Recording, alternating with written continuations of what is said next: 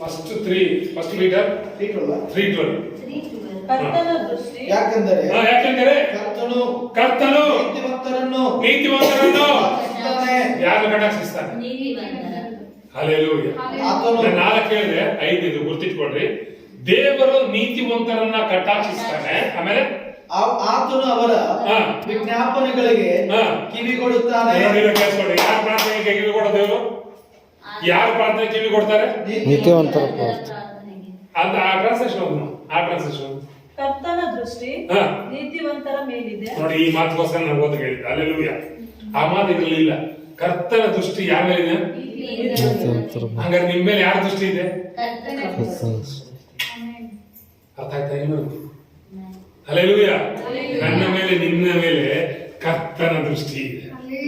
ಎಷ್ಟು ಎಲ್ಲಿ ಹೋಗ್ತೀಯ, ಏನ್ ಮಾಡ್ತೀಯ, ನಿಂಗೆ ಏನ್ ಮಾಡ್ಬೇಕು ಅಂತ ಯಾರೆಲ್ಲ ಏನ್ ನೋಡ್ತಾ ಇದಾರೆ, ನಿನ್ನ ಏನ್ ಮಾಡ್ಬೇಕು ಅಂತ ಶತ್ರು ನಾಶ ಮಾಡೋದು ನಿನ್ನ ಅವನು ಕಣ್ಣಿಟ್ಟಿರ್ಬೇಕಾರೆ ಅವನ ಕಣ್ಣಿಗಿಂತ ದೊಡ್ಡ ಕಣ್ಣು ದೇವರ ದೃಷ್ಟಿ ನಿನ್ನ ಮೇಲೆ ಇದೆ. ಅವ್ನು ಏನ್ ಮಾಡಕ್ ಪ್ಲಾನ್ ಮಾಡ್ತಾರೆ ಅದಕ್ಕೆ ಡಬಲ್ ದೇವರು ರೆಡಿ ಮಾಡಿಟ್ಟಿರ್ತಾರೆ. ಅದಕ್ಕೆ ಆ ಟ್ರಾನ್ಸ್ಲೇಷನ್ ಇಲ್ಲಿ ಕಟಾಕ್ಷಿಸ್ತಾನ ಅಂತ ಕೊಟ್ಟಿದ್ದಾರೆ. ಆ ಕಟಾಕ್ಷಿಸ್ ಅಂತ ಪದ ಅಲ್ಲಿ ಚೆನ್ನಾಗಿದೆ. ಏನಿದೆ? ಕರ್ತನ ದೃಷ್ಟಿ ನೀತಿವಂತರ ಮೇಲೆ. ಫಸ್ಟ್ ಗೊತ್ತಿಟ್ಕೊಳ್ಳಿ, ನಿನ್ನ ಮೇಲೆ ಯೇಸು ಕ್ರಿಸ್ತನ ದೃಷ್ಟಿ ಇದೆ. ಹಲ್ಲೆಲೂಯಾ. ಆ ದೃಷ್ಟಿ ಏನ್ ಮಾಡ್ತಂತೆ? ನಿನ್ನ ಪ್ರಾರ್ಥನೆಗಳಿಗೆ ಕಿವಿ ಕೊಡ್ತದಂತೆ. ಎಲ್ಲಿ ಯಾವಾಗಿದ್ದು ಏಸಪ್ಪ ಅಂತ ಯೇಸು ನಾಮದಲ್ಲಿ ಕೂಗ್ತೀಯೋ ದೇವರು ಆಗ ನಿನ್ನ ಪ್ರಾರ್ಥನೆ ಕಿವಿ ಕೊಡ್ತಾರೆ. 5ನೇದೇನು? ಕರ್ತನ ದೃಷ್ಟಿ ನಿನ್ನ ಮೇಲೆ, ನೀತಿವಂತರ ಮೇಲೆ.